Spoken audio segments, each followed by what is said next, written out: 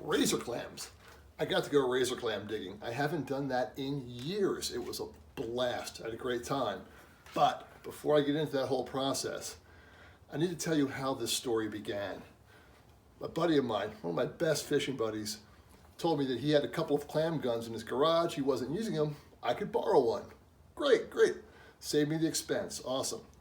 So I work a long, busy schedule. He works a long, busy schedule. So we arranged I would just go to his house. He'd have it waiting on the porch for me, and I'd pick it up.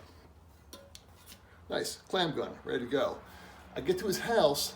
This is waiting on his front porch with a note attached to it and a can of spray paint next to it saying that, here's the clam gun, help yourself. You can have the spray paint too, but it's $67. Why? Well, it's already painted over. Turn it around. And he had written on here all the way down the front of the clam gun in bright white and very impressive stenciling that this gun was the property of a level 2 sex offender.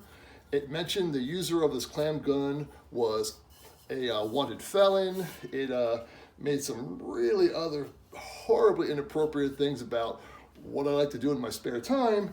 And it ended up saying at the very end that I was infected with coronavirus and that I had, let's say, not very progressive racial, it was horrible.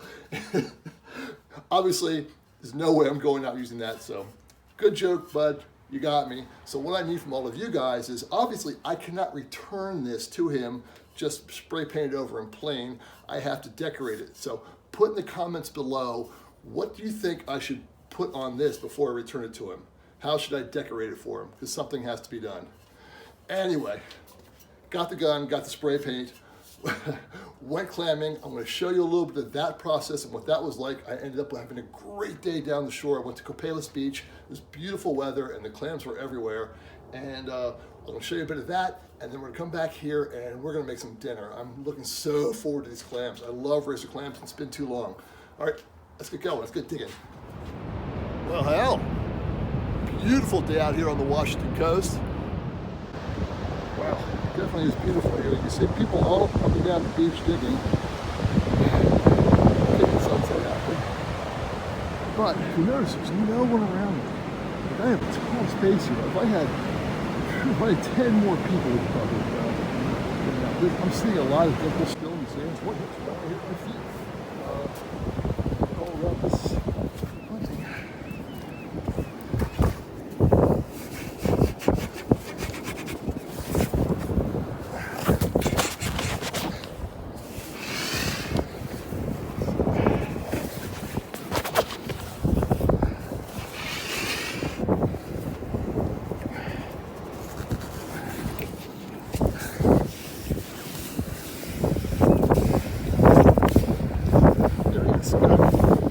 Down there. Ooh, a beauty too.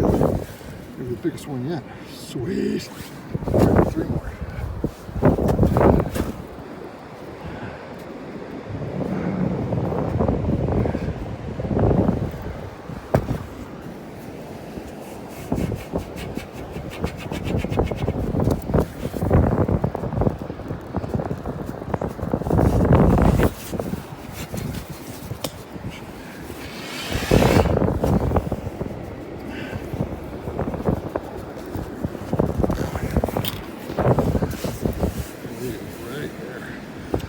Dead center and another beauty. Sweet. Look at that. He's going to feed by now though.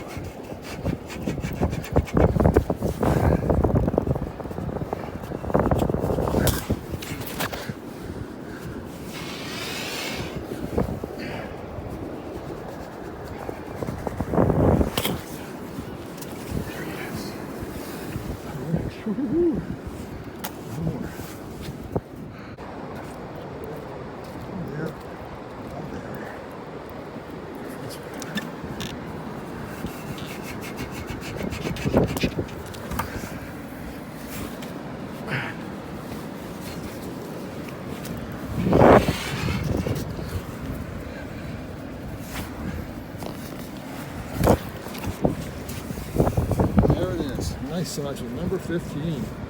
All right. I do believe we're done. It's cleaned up, take a better look at them.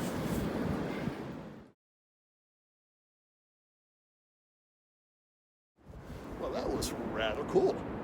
Came out here to Copalis Beach and took a shot at razor clam digging. I was a little worried to start with, I'll be honest with you. I had a slow start, and I started right about 2 hours before low tide, but it took me a few minutes to kind of get into the groove of things, but once I started finding them, it was boom, boom, boom, boom, boom, and I had a quick limit. Check this out. There's my limit of razor clams. When I first started digging, I wasn't finding much of anything. It took me about 5-6 minutes, and found a dimple, and I hit this guy right here, and I just crunched him.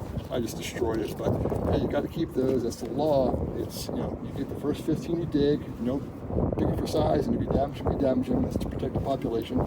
Makes perfect sense. But actually, I was kind of excited because I felt the clam gun hit the clam. I'm like, oh, I did find one. so that, even though I busted it all up, I just said, oh, well, they're here and I can find them. And then things went dry for about 15 minutes. And it wasn't until the tide started going out a bit further, and I started finding the dimples, and then it was just like boom, boom, boom, right then. All right, I am back from a fun afternoon at the coast. Took a little time to get myself cleaned up. Of course, pour myself a well-deserved cocktail, and I'm ready for dinner. I'm going to skip over the cleaning of the razor clams. I may save that for another video, but if you need to know how to clean them, there's plenty of YouTube videos on how to do it. It's pretty easy. Tonight, I'm going to make myself a dinner, a real classic pan-fried razor clams. Do a combination of panko and Ritz cracker crumbs crust. It's delicious. And then I'm going to do a 2-sauce topping for this one. It's going to be a harissa spiced tartar sauce, and then on top of that, avocado salsa. It's a really good contrast of flavors and textures. It's going to be great. So if you need to know the exact measurements for the recipe, go ahead and click the link below. That'll take you to the blog post. That'll show you what you need to know. But right now, enjoy this video and enjoy. Take care.